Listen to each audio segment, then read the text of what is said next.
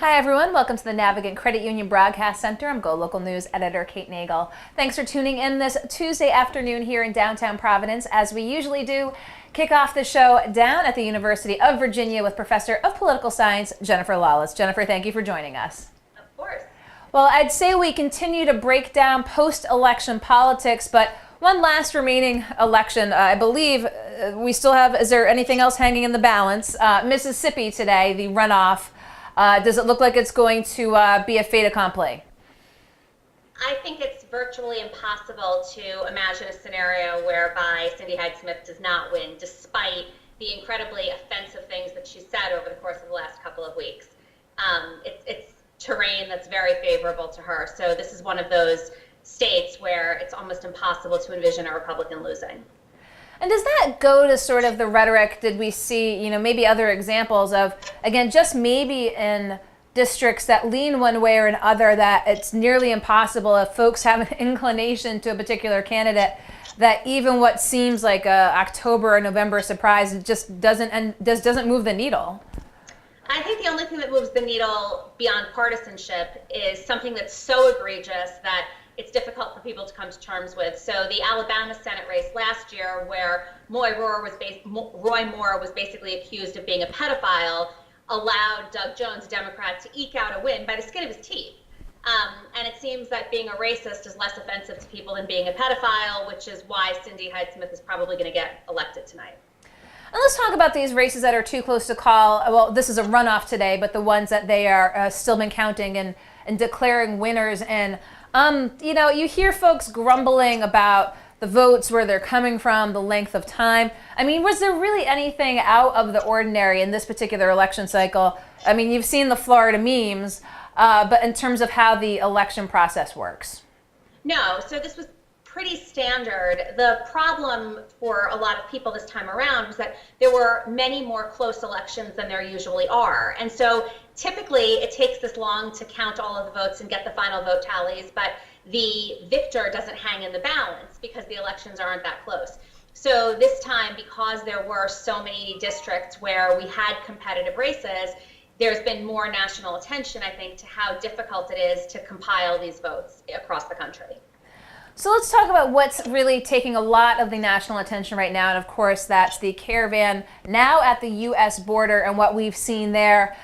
And it seems like, every day, what's next type of scenario as we see migrants, again, try to come to the United States and declare asylum. We see what the president is saying. Do we see this really being protracted? Is there a breaking point? I mean, I would have thought that we had already hit the breaking point. I thought that the rhetoric had devolved into as aggressive and inhospitable as rhetoric could possibly be around the time of the midterms. But now you've got a situation where the Trump administration is actually telling border and customs agents that they can use lethal force if need be, that they can use tear gas, that they can do anything that they want to protect civilian law. And I just think that basically what has happened is that Donald Trump has he's created a self-fulfilling prophecy. He said that there was going to be violence, and so he's generated the violence. And as you said, you thought it reached that breaking point. It's almost unfathomable to imagine how long we're going to see this continue to dominate the news cycle, because this is not the front of a number of caravans making their way up. I mean, this is not the first time that large groups of folks have come, again, to the border as well. But do we expect this to be the top story nationally every day for the next few weeks? I think it can be, especially if that's what the administration wants. And given that this is a situation where Donald Trump really doesn't need to rely on Congress, he's able to do more unilaterally and push forward the agenda that he's espoused since he was elected. Given that he's obviously feeling pretty threatened about the investigatory power that the Democrats will have come January, it's not that surprising that he wants to keep the focus on an issue where he can pull the strings. Well, as you had mentioned with the Mueller investigation, the Mueller probe prior to the election definitely was a lot more subdued given the politics of the season. But now we just saw Mueller coming out saying Manafort lied, lock him up. So it's pretty clear that Mueller is back, sleeves up and into it. Is anyone really surprised that Paul Manafort lied? I mean, I think it's sort of existentially, no, right? At this macro level, no. We know that Paul Manafort is a liar. I think there is some sense of surprise in that when he agreed to cooperate with Mueller in ostensibly exchange for a shorter prison sentence, there were incentives for him to tell the truth. Now, he's behaved badly before, right? He was under house arrest and then he wasn't able to follow those rules and was sent to jail. So in some ways, it's not that different from other, decisions that he's made that just sort of fly in the face of what is common sense. But given the stakes, I think there is a little bit of a surprise. Now, the more important fact than that he lied, I think, is that Mueller is willing to hold him accountable. And that sends a very, very strong signal to every other witness and every other person who has said that they were planning to cooperate. Now, have we seen the ramifications? I believe it was clearly one was making sure that he gets now right in the do not pass go, go directly to jail. Extended sentence time is basically everything that he had negotiated off the table. Do we even know? We don't know. And a lot of it will be, I think, in Mueller's discretion.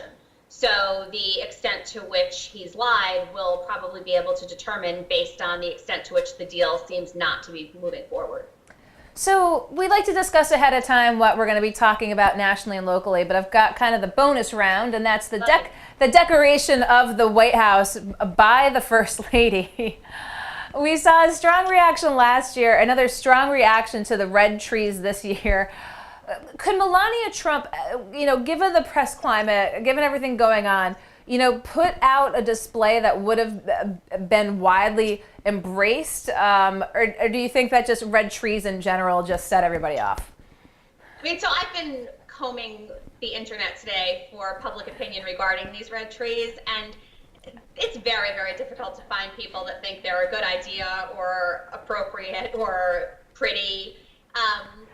I think that she would obviously be generating criticism regardless of what she did, but she clearly went out on a limb here, and I don't think that it's at all surprising that there's been some backlash. Now, in the broad scheme of things, it's this kind of criticism that the Trump administration should be embracing, because this is short-lived, it can go away, and it's really, really superficial.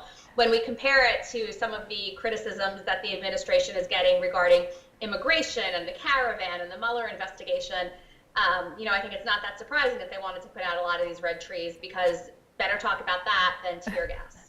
Yeah, the red trees were a signature statement, if you will. I believe last year that was touted as being too dark of a sort of a Christmas tableau, and this year certainly went Republican red. Looking ahead, we're entering the last month of the calendar year here. What are we keeping an eye on inside the Beltway? I think it's going to be all Mueller all the time. It seems like both sides of the aisle believe that he's finishing up this investigation. We know that there are a bunch of sealed indictments. We also know that during the election, he was doing his work. Information just wasn't being transmitted to the public. So I sense that we're nearing an end, and the end is going to align nicely with the Democrats taking control of the House in January. At which point they can decide how they want to respond to the report, if there is one, if Whitaker decides to release one, as well as what other investigations they want to pursue as a result of what comes out in that report. And as you said, keeping an eye on Mueller, it's always tough to gauge the time frame. Do we have any sense? Could it be weeks, or could we see waiting for something, more encapsulating in the new year? It might be waiting until the new year. I would bet that in the next few weeks we'll see some more high-profile people either testify or be taken down, or we'll learn more about what they had to say behind the scenes. So I don't think there will be silence from the investigation up until Christmas. I'm just not sure that it'll conclude fully by then. Okay, well, we'll continue to check in with you down at the University of Virginia. As always, Jennifer Lawless, Professor of Political Science. Appreciate your taking the time to Skype in. Have a good day. Okay, thanks. We're going to let Jennifer Lawless go, and we're going to be right back here in the Navigant Credit Union Broadcast Center with our next guest.